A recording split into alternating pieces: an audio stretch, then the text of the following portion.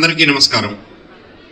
వేదికపై ఉన్నటువంటి పెద్దలు డాక్టర్ విజయభాస్కర్ గారు, అట్లానే బైర్శెట్టి మల్లికార్జునరావు గారు, రవిశంకర్ గారు, అట్లానే సాయి గారు, వీరద్దా జయరాం గారు, డాక్టర్ హరిప్రసాద్ గారిని స్మరించుకుందాం. వారు ఒక స్వయం సేవక్. చిన్నతనం నుంచే వాళ్ళ తాతగారు, వాళ్ళ నాన్నగారు వైద్య విద్యలో కానీ వైద్యంలో కానీ ఈ ఆంధ్రప్రదేశ్లోనే ప్రముఖ స్థానంలో ఉన్నటువంటి వాళ్ళు. ఓరియంటల్ సాంస్క్రిట్ కాలేజీ, అట్లానే ఈ ఆరోగ్య కాలేజీ ఇవన్నీ స్థాపించి వారు ఈ రాష్ట్రంలోనే పేరు కాంచినటువంటి వ్యక్తుల్లో ఒకరు. డాక్టర్ హరిప్రసాద్ గారు సేవాభారతి అనే సంస్థలో కీలక బాధ్యతలు జిల్లా అధ్యక్షులుగా ఉండి అనేక సేవా కార్యక్రమాల్లో పాల్గొన్నారు. తర్వాత ఆరోగ్య భారతిలో ఒక 7 సంవత్సరాలుగా రాష్ట్ర కమిటీ సభ్యులుగా ఉంటూ గుంటూరులో ఆరోగ్య భారతికి ప్రాణం పోశారని చెప్పొచ్చు. ఆరోగ్య భారతి అనేటువంటిది ప్రివెంటివ్ మెడిసిన్ మీద వర్క్ చేస్తుంది. మనకు అనారోగ్యం రాకుండా ఎలా జీవించాలి, అనారోగ్యం వస్తే హాస్పిటల్ పాలు కాకుండా మన దేహాన్ని మనం ఎలా కాపాడుకోవాలి అనేటువంటి చిన్నతనంలో ఉంటే వ్యాయామం, నిద్ర, ఆహారం, మన జీవన శైలిలో మార్పు ద్వారా ఉంటే బాగుంటుందనే విషయంలో అనేక స్కూల్స్లో, అనేక పాఠశాలల్లో కార్యక్రమాలు నిర్వహించి వారు ఈ ఆరోగ్య భారతిని గుంటూరులో మనం ఏర్పాటు చేయడానికి వారు ప్రథములని చెప్పొచ్చు. 3 రోజుల నుంచి జరుగుతున్న ఈ కార్యక్రమం చాలా అద్భుతంగా జరుగుతుంది. శ్రీధర్బాబు గారు, రమణమూర్తి గారు, హనుమప్రసాద్, రమేష్ కూడా అనేక మంది దీని వెనకాల ఉండి ఒక అద్భుతంగా విజయవంతం సాధించడం అనేది చాలా ఆనందకర విషయం. ఎందుకంటే గుంటూరులో ఇటువంటి ఎక్స్పోలు చాలా తక్కువ జరుగుతాయి. హైదరాబాద్ లాంటి చోట్ల, విజయవాడ చాలా చోట్ల జరుగుతుంటాయి. అటువంటిది ఒక ఎక్స్పో జరుగుతున్న విషయం క్లియర్గా తెలిసింది, కానీ ఇంత అద్భుతంగా జరుగుతుందనేది నేను భావించలేదు. చాలా అద్భుతం. దాదాపుగా 120 స్టాల్స్ ఏర్పాటు చేయటం, 163 స్టాల్స్ ఏర్పాటు చేయటం, రకరకాల ప్రొడక్ట్స్ తోటి, అటు వైద్య రంగానికి సంబంధించి, ఇటు కాస్మెటిక్స్ సంబంధించి, విద్యకు సంబంధించి చాలా అద్భుతంగా ఉంది. ఇంత అద్భుతంగా గొప్పగా జరుగుతుందనేది నేను అనుకోలేదు. అటువంటి కార్యక్రమానికి ఆర్జీలైనటువంటి ఎవరైతే కార్యకర్తలు ఉన్నారో వారందరికీ కూడా ముందు నేను నాకు శుభాశీస్సు తెలియజేస్తున్నాను. దాంతోపాటుగా డాక్టర్ డివి హరిప్రసాద్ గారు, వారికి మాకు బాగా సుపరిచయం. నేను ఆర్ఎస్ఎస్లో 40 ఏళ్ళుగా పనిచేస్తున్నాను. వారి సేవా భారతిలో కానీ, ముఖ్యంగా ఆరోగ్య భారతిని ప్రాంత స్థాయిలో పృథ్వీరాజు గారు, శ్రీనివాసరెడ్డి గారు జిల్లా స్థాయిలో చూస్తున్నారు. ఆరోగ్య భారతి అనేది రాష్ట్రీయ స్వయంసేవ సంస్థ ఒక సంస్థ. ముఖ్యంగా భారతీయ విద్యా విధానం, వైద్య విధానానికి సంబంధించి అద్భుతంగా అభివృద్ధి సాధించే దాంట్లో భాగంగా మన అల్లోపతి మెడిసిన్తో పాటుగా ఇతర మెడిసిన్స్ కూడా ఇంపార్టెన్స్ ఇస్తూ ఆయుర్వేదం, యునాని ఇటువంటి వాటికి సంబంధించిన వాటి మీద కలిపి గొప్ప కార్యక్రమం జరుగుతుంది. ఇప్పుడు ఆయుష్ కార్యక్రమం మీరు వినుంటారు ప్రజలు. కాబట్టి అటువంటి ఆరోగ్య భారతి ఇందులో ప్రధానంగా ఇన్వాల్వ్ కావడంతో ఇది గొప్ప విజయవంతం అవుతుంది. ఇంకా ఈ కార్యక్రమం జరగడం మా అందరికీ, కుటుంబ సభ్యులుగా, కుటుంబంలో ఉన్నందరికీ మాకు చాలా ఆనందదాయకం. హరిప్రసాద్ గారు సేవాభారతి ద్వారా, ఆరోగ్య భారతి ద్వారా ఎన్నో కార్యక్రమాలు నిర్వహిస్తూ, మరియు ఏకాదండయ్య ప్రోగ్రాం మరి ఇక్కడ నుంచి ప్రతి ఆదివారం పూట కూడా వాళ్ళు ఉచితంగా ఆయుర్వేదటువంటి శిబిరాలు నిర్వహిస్తూ ఉండేవాళ్ళు. రెగ్యులర్ గా గవర్నమెంట్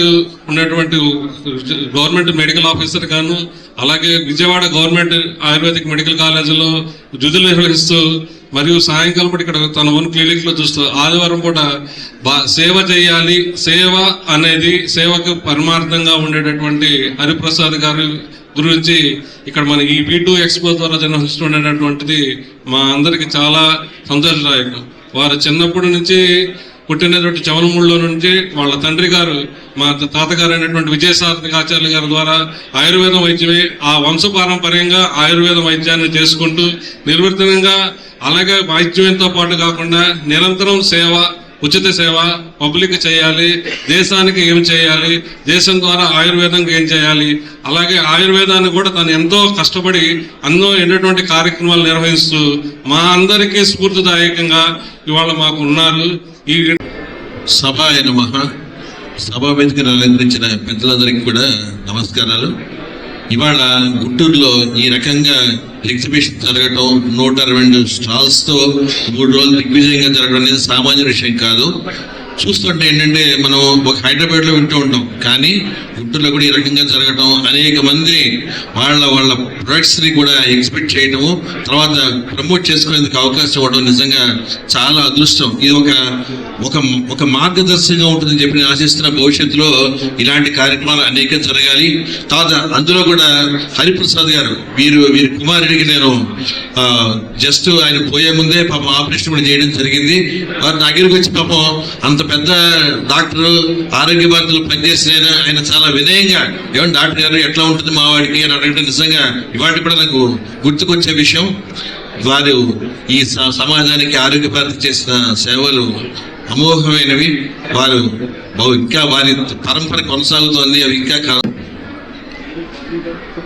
ముందుగా మనం ఒక ఎక్స్పో గురించి మాట్లాడుకుంటే, కేవలం కొన్ని స్టాల్స్ పెట్టడం, పలు రకాల వ్యాపార వర్గాల వారికి, అలాగే ఎంటర్ప్రెన్యూర్స్ కి, ముఖ్యంగా ఉమెన్ ఎంటర్ప్రెన్యూర్స్ కి, ఇట్లాంటి వాళ్ళందరికీ కూడా వ్యాపార అవకాశాలు కల్పించడం, వీటన్నిటితో పాటు డైవర్సిటీకి నిదర్శనంగా నిలుస్తూ పలు రకాల కార్యక్రమాలతో కూడిన ఎక్స్పోలు చేయడం అనేది చాలా అరుదైన విషయం. అట్లాంటి వాటిని చక్కగా డిజైన్ చేసుకుని శ్రీధర్ గారు, హేమంత్ గారు, రమణమూర్తి గారు, బద్రీ గారు, వీళ్ళందరూ కూడా ఇట్లాంటి ఒక డైవర్సిటీ ఉన్న ఎక్స్పోజ్ చేస్తూ ముందుకెళ్ళటం, అట్లాంటి వాటిల్లో ముఖ్యంగా ఇట్లాంటి అద్భుతమైన కార్యక్రమాలు కూడా ఇన్వాల్వ్ చేయటం అనేది ఒక సామాజిక స్పృహతో పాటు వారి బాధ్యతను కూడా సమాజానికి తెలియజేస్తుందని చెప్పవచ్చు. సో ఇక దేవి హరిప్రసాద్ గారి విషయానికి వస్తే, ఆయన చేసిన సేవల గురించి ఇందాకే వాళ్ళందరూ చెప్తుంటే నాకు తెలిసింది ఏంటంటే, ఆయుర్వేదం దాని ప్రాశస్త్యం గురించి ఒక ప్రభుత్వ ఛానల్ ప్రతినిధిగా ప్రతిరోజు కూడా మేము ఆయుష్ కి సంబంధించి యునాని చూసుకుంటే గవర్నమెంట్ హాస్పిటల్లో యునాని అనే ఒక సర్వీస్ ఉందని కూడా ఎవరికీ తెలియదు. ఫ్రీ ఓపీతో చాలా చక్కగా అది రన్ అవుతూ ఉంటుంది. అట్లాంటి వాటన్నిటికీ కూడా చక్కటి ప్రోత్సాహాన్ని అందిస్తోంది ప్రభుత్వం. అట్లాంటి వాటన్నిటికీ మూలంగా నిలుస్తూ హరిప్రసాద్ గారు లాంటి వాళ్ళు కొన్ని వందల మంది శిష్యుల్ని తయారు చేయటమే కాకుండా వాళ్ళల్లో కూడా సేవా తత్పరతను నింపి, ఎందుకంటే ఆయుర్వేదం అంటేనే ఒక విధంగా సగం సేవా తత్పరతకు మారుపేరుగా చెప్పవచ్చు.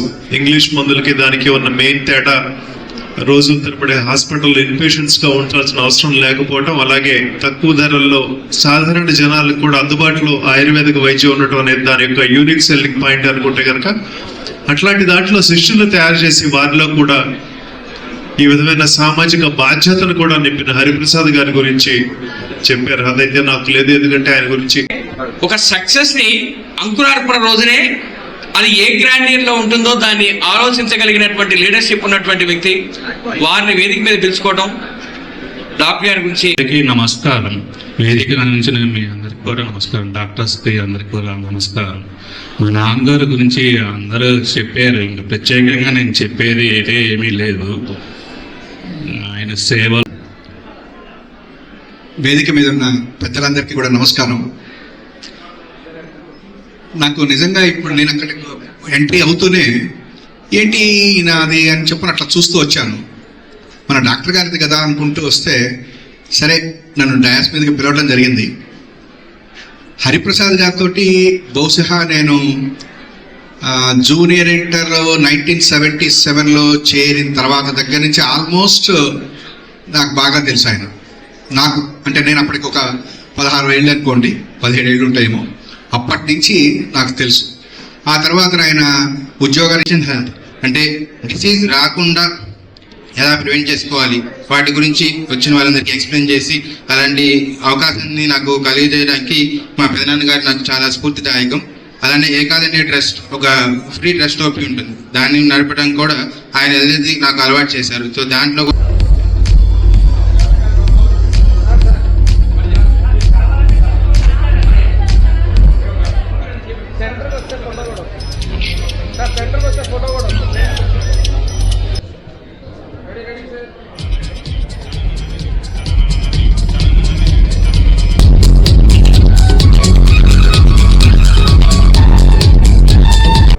ఈ వీడియోను లైక్ చేయండి, అందరితో షేర్ చేయండి మరియు మా ఛానల్కు సబ్స్క్రైబ్ చేయండి.